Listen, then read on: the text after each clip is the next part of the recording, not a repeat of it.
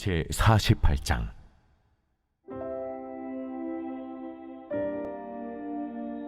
모든 지파의 이름은 이와 같으니라. 북쪽 끝에서부터 헤들론 길을 거쳐 하맛 어귀를 지나서 다메섹 경계선에 있는 하살에논까지, 곧 북쪽으로 하맛 경계선에 미치는 땅 동쪽에서 서쪽까지는 단의 몫이요, 단 경계선 다음으로 동쪽에서 서쪽까지는 아셀의 몫이요, 아셀 경계선 다음으로 동쪽에서 서쪽까지는 납달리의 몫이요, 납달리 경계선 다음으로 동쪽에서 서쪽까지는 므낫세의 몫이요, 므낫세 경계선 다음으로 동쪽에서 서쪽까지는 에브라임의 몫이요, 에브라임 경계선 다음으로 동쪽에서 서쪽까지는 르우벤의 몫이요, 르우벤 경계선 다음으로 동쪽에서 서쪽까지는 유다의 몫이요, 유다 경계선 다음으로 동쪽에서 서쪽까지는 너희가 예물로 드릴 땅이라. 너비는 25,000척이요 길이는 다른 몫의 동쪽에서 서쪽까지와 같고 성소는 그 중앙에 있을지니, 곧 너희가 여호와께 드려 예물로 삼을 땅의 길이는 25,000척이요 너비는 10,000척이라.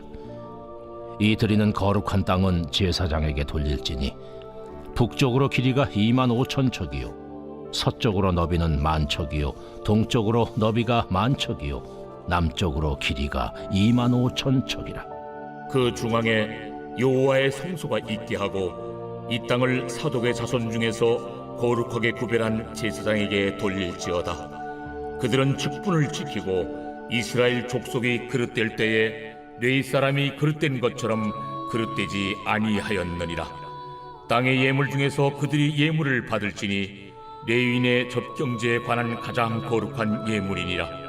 제사장의 경계선을 따라 레위 사람의 몫을 주되 길이는 25,000척이요 너비는 10,000척으로 할지니, 이 구역의 길이가 25,000척이요 너비가 각기 10,000척이라. 그들이 그 땅을 팔지도 못하며 바꾸지도 못하며 그 땅에 처음 익은 열매를 남에게 주지도 못하리니, 이는 여호와께 거룩히 구별한 것임이라.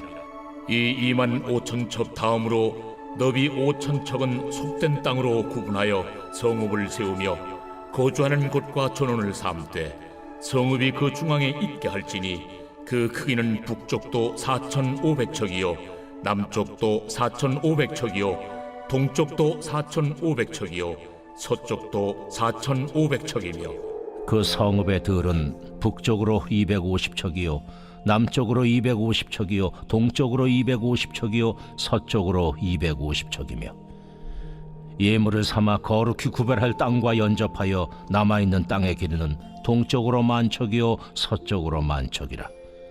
곧 예물을 삼아 거룩하게 구별할 땅과 연접하였으며, 그 땅의 소산을 성읍에서 일하는 자의 양식을 삼을지라. 이스라엘 모든 지파 가운데에 그 성읍에서 일하는 자는 그 땅을 경작할지니라. 그런즉 예물로 드리는 땅의 합계는 길이도 25,000척이요 너비도 25,000척이라. 너희가 거룩히 구별하여 드릴 땅은 성읍의 기지와 합하여 네모 반듯할 것이니라. 거룩하게 구별할 땅과 성읍의 기지 좌우편에 남은 땅은 군주에게 돌릴지니, 곧 거룩하게 구별할 땅의 동쪽을 향한 그 경계선 앞 25,000척과 서쪽을 향한 그 경계선 앞 25,000척이라.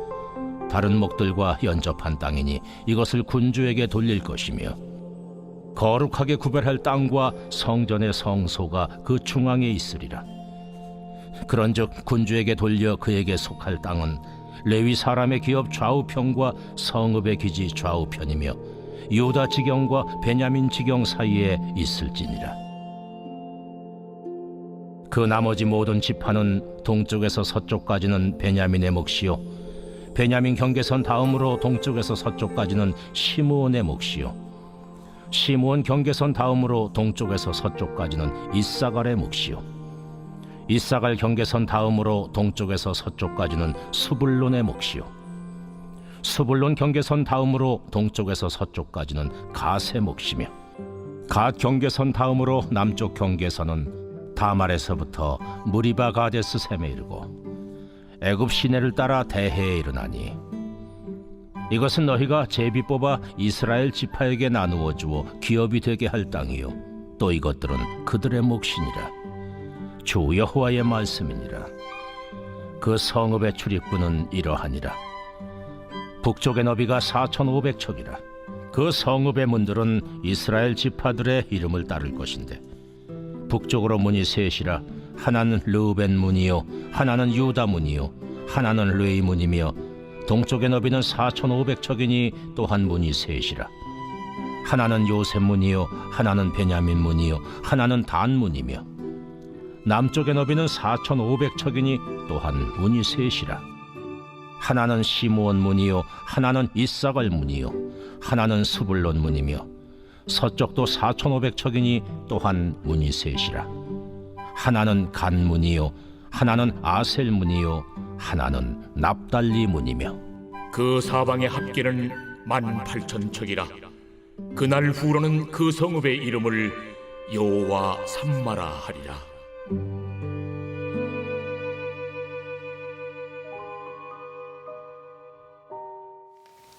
새벽 영성 기도 시간입니다. 에스겔의 긴 여정이 오늘 마무리됩니다. 하나님께서는 많은 환상을 에스겔에게 보여주셨습니다. 에스겔은 먼 이방 땅 바벨론 땅에서 그곳에 사는 백성들에게 말씀을 선포했습니다. 그는 2차 포로기에 끌려왔습니다. 597년경에 끌려왔고 592년경에 부르심을 받아 쓰임을 받습니다. 에스겔의 마지막 부분은 새 성전에 대한 환상이고 이 환상을 통해 성도들에게 소망을 주고 있습니다.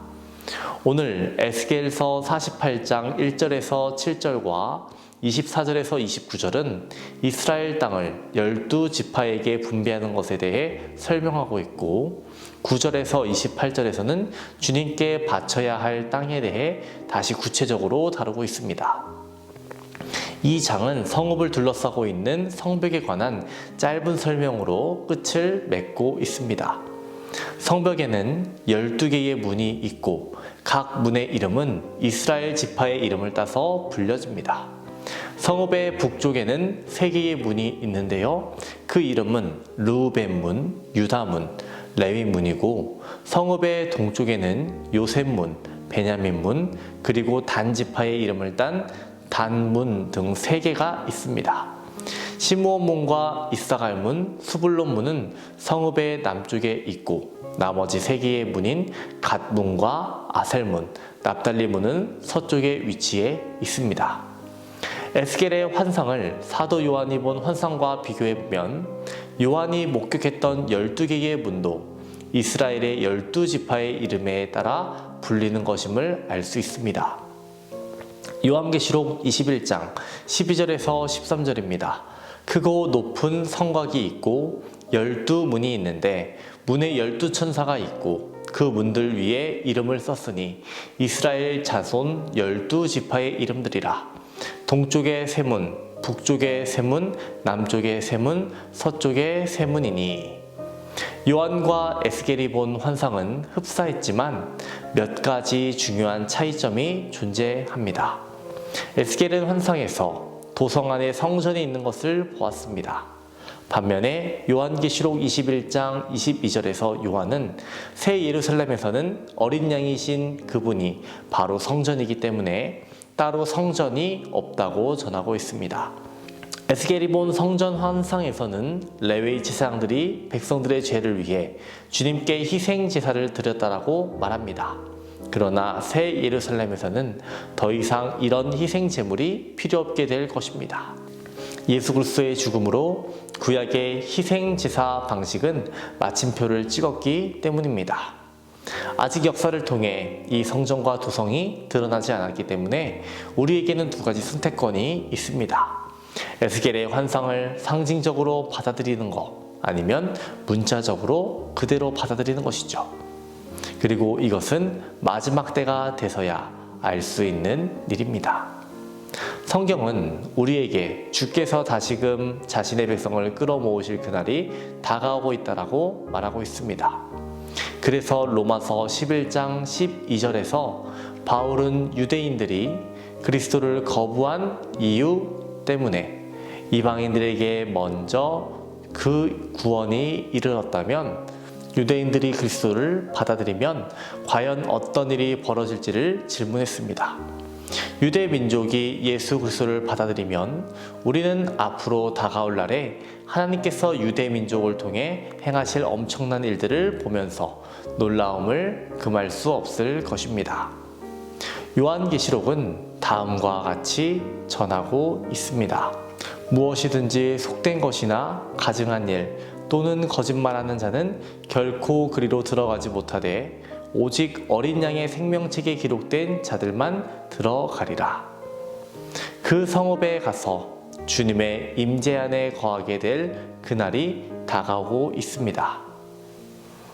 그렇지만 이 위대한 성읍에 들어가는 것은 모든 이들에게 보장된 것이 아님을 알아야 합니다. 어린 양의 생명책에 기록된 이들만이 들어갈 자격을 얻습니다.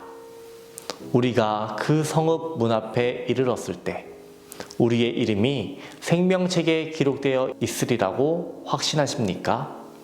오직 예수 그리스도만을 붙잡으시고 하나님께 부르짖으시기 바랍니다. 우리가 잘 아는 나 같은 죄인 살리신을 만든 존 뉴턴이 말년에 기억을 많이 잃었다고 합니다. 그를 찾아오는 이들도 못 알아봤다라고 하죠. 사람들이 답답해서 물어봤다라고 합니다.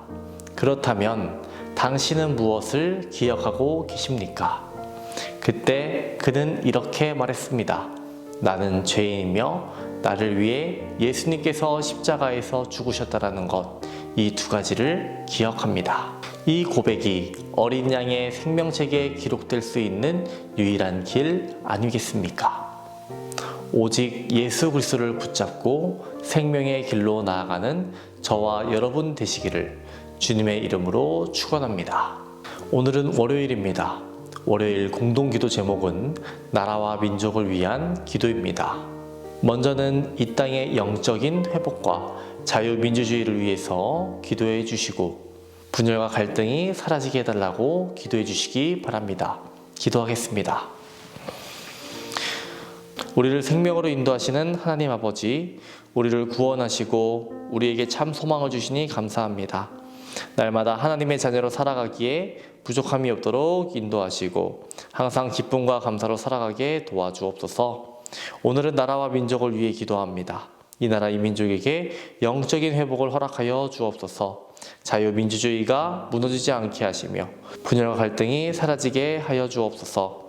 주님께서 세워주신 교회를 통하여 주님의 귀한 복음이 온 세계에 선포되게 하여 주시옵소서. 담임 목사님의 사역 가운데에 항상 함께하여 주시고 성령의 역사를 더하여 주옵소서. 말씀이 선포될 때마다 회복과 치유를 허락하여 주옵소서.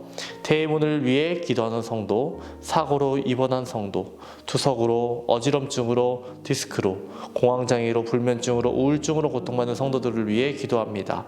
하나님 이들을 위해 기도하오니 좋은 결과들을 허락하여 주옵소서. 암투병 중에 있는 박지성 권사님, 유은영 권사님, 김정수 집사님, 오유미 성도님, 박사현 청년, 유경민 청년 주의 손으로 안수하여 주셔서 암세포가 사라지게 하시고 깨끗이 낫게 하여 주시옵소서. 연로하신 장로님, 권사님, 집사님들 강건케 하시고 주께서 주시는 평안함과 형통함 날마다 누리게 하여 주시옵소서. 소망이신 주님만을 날마다 붙잡으며 살아갈 수 있도록 도와주시옵소서. 우리와 함께 하시는 예수님의 이름으로 기도합니다. 아멘.